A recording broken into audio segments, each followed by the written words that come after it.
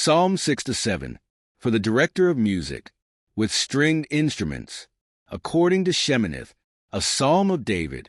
Lord, do not rebuke me in your anger or discipline me in your wrath. Have mercy on me, Lord, for I am faint. Heal me, Lord, for my bones are in agony. My soul is in deep anguish. How long, Lord, how long? Turn, Lord, and deliver me. Save me because of your unfailing love. Among the dead no one proclaims your name, who praises you from the grave. I am worn out from my groaning. All night long I flood my bed with weeping and drench my couch with tears. My eyes grow weak with sorrow. They fail because of all my foes. Away from me, all you who do evil, for the Lord has heard my weeping. The Lord has heard my cry for mercy. The Lord accepts my prayer. All my enemies will be overwhelmed with shame and anguish. They will turn back and suddenly be put to shame. A Shiggaion of David, which he sang to the Lord concerning Cush, a Benjamite. Lord my God, I take refuge in you. Save and deliver me from all who pursue me, or they will tear me apart like a lion and rip me to pieces with no one to rescue me. Lord my God, if I have done this, and there is guilt on my hands, if I have repaid my ally with evil, or without cause have robbed my foe, then let my enemy pursue and overtake me. Let him trample my life to the ground and make me sleep in the dust. Arise, Lord, in your anger. Rise up against the rage of my enemies. Awake, my God, decree justice. Let the assembled peoples gather around you, while you sit enthroned over them on high. Let the Lord judge the peoples. Vindicate me, Lord, according to my righteousness, according to my integrity, O Most High. Bring to an end the violence of the wicked and make the righteous secure. You, the righteous God who probes minds and hearts. My shield is God Most High, who saves the upright in heart. God is a righteous judge, a God who displays his wrath every day. If he does not relent, he will sharpen his sword. He will bend and string his bow. He has prepared his deadly weapons. He makes ready his flaming arrows. Whoever is pregnant with evil conceives trouble and gives birth to disillusionment. Whoever digs a hole and scoops it out falls into the pit they have made. The trouble they cause recoils on them. Their violence comes down on their own heads. I will give thanks to the Lord because of his righteousness. I will sing the praises of the name of the Lord Most High. Matthew 8-9. Jesus heals a man with leprosy. When Jesus came down from the mountainside, large crowds followed him. A man with leprosy came and knelt before him and said, Lord, if you are willing, you can make me clean.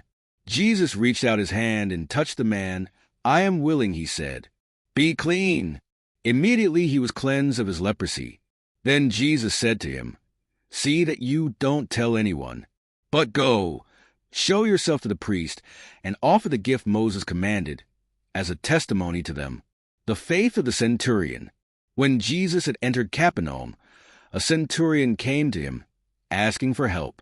Lord, he said, my servant lies at home paralyzed, suffering terribly. Jesus said to him, Shall I come and heal him?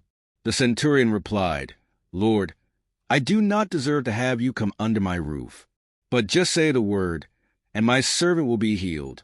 For I myself am a man under authority, with soldiers under me.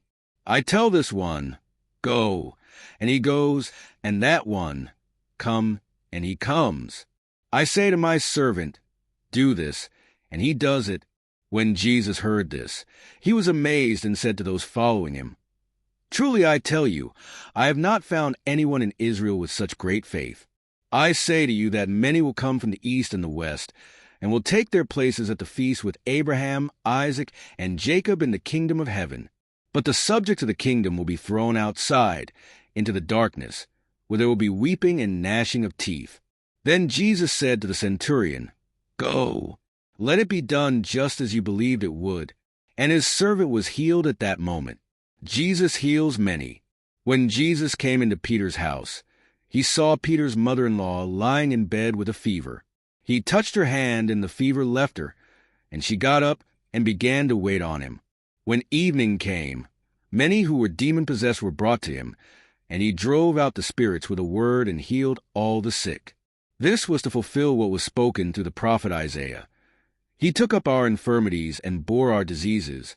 The cost of following Jesus. When Jesus saw the crowd around him, he gave orders to cross to the other side of the lake. Then a teacher of the law came to him and said, "Teacher, I will follow you wherever you go."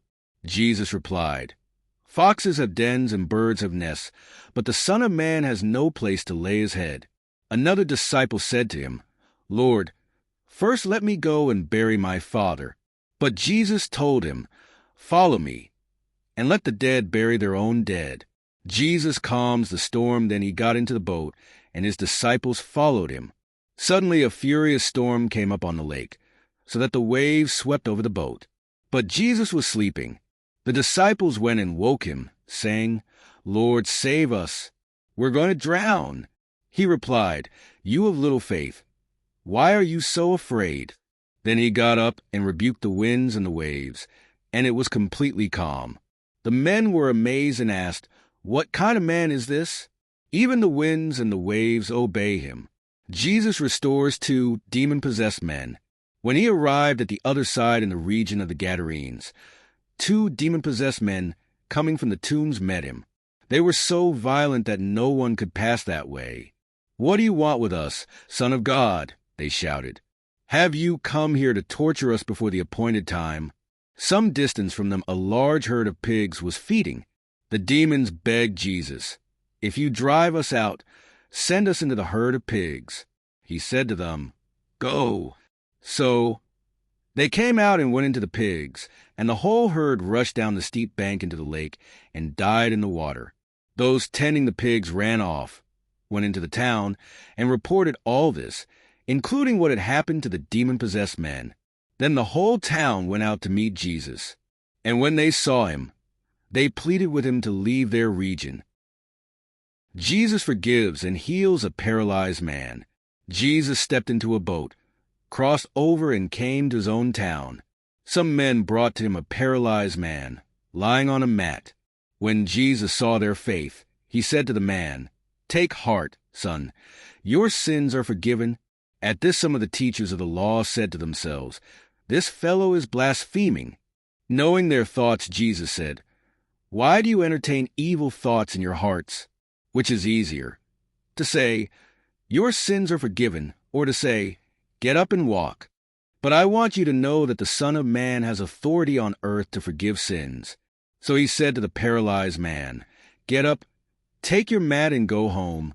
Then the man got up and went home. When the crowd saw this, they were filled with awe, and they praised God, who had given such authority to man. The calling of Matthew.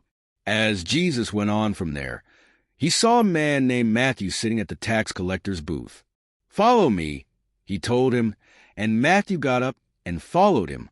While Jesus was having dinner at Matthew's house, many tax collectors and sinners came and ate with him and his disciples.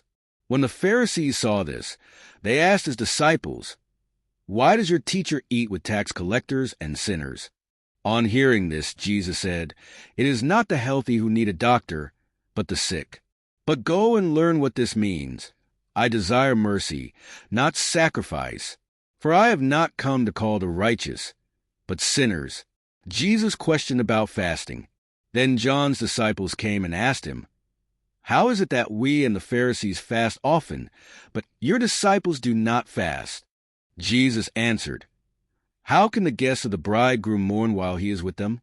The time will come when the bridegroom will be taken from them. Then they will fast. No one sews a patch of unshrunk cloth on an old garment, for the patch will pull away from the garment, making the tear worse. Neither do people pour new wine into old wineskins. If they do, the skins will burst, the wine will run out, and the wineskins will be ruined. No! They pour new wine into new wineskins, and both are preserved. Jesus raises a dead girl and heals a sick woman. While he was saying this, a synagogue leader came and knelt before him and said, "My daughter has just died, but come and put your hand on her, and she will live." Jesus got up and went with him, and so did his disciples. Just then a woman who had been subject to bleeding for 12 years came up behind him and touched the edge of his cloak. She said to herself, "If I only touch his cloak, I will be healed." Jesus turned and saw her. "Take heart, daughter," he said. "Your faith has healed you." And the woman was healed at that moment. When Jesus entered the synagogue leader's house and saw the noisy crowd and people playing pipes, he said, "Go away. The girl is not dead but asleep." But they laughed at him. After the crowd had been put outside, he went in and took the girl by the hand, and she got up. News of this spread through all that region. Jesus heals the blind and the mute. As Jesus went on from there, 2 blind men followed him, calling out, "Have mercy on us, Son of David." When he had gone indoors, the blind men came to him, and he asked them, "Do you believe that I am able to do this?" "Yes, Lord," they replied. Then he touched their eyes and said, "According to your faith, let it be done to you." And their sight was restored. Jesus warned them sternly, "See that no one knows about this." But they went out and spread the news about him all over that region. While they were going out, a man who was demon-possessed and could not talk was brought to Jesus. And when the demon was driven out, the man who had been mute spoke.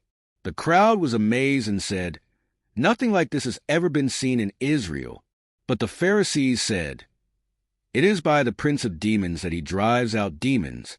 The workers are few." Jesus went through all the towns and villages, teaching in their synagogues, proclaiming the good news of the kingdom, and healing every disease and sickness. When he saw the crowds, he had compassion on them, because they were harassed and helpless, like sheep without a shepherd. Then he said to his disciples, "The harvest is plentiful, but the workers are few. Ask the Lord of the harvest, therefore, to send out workers into his harvest field."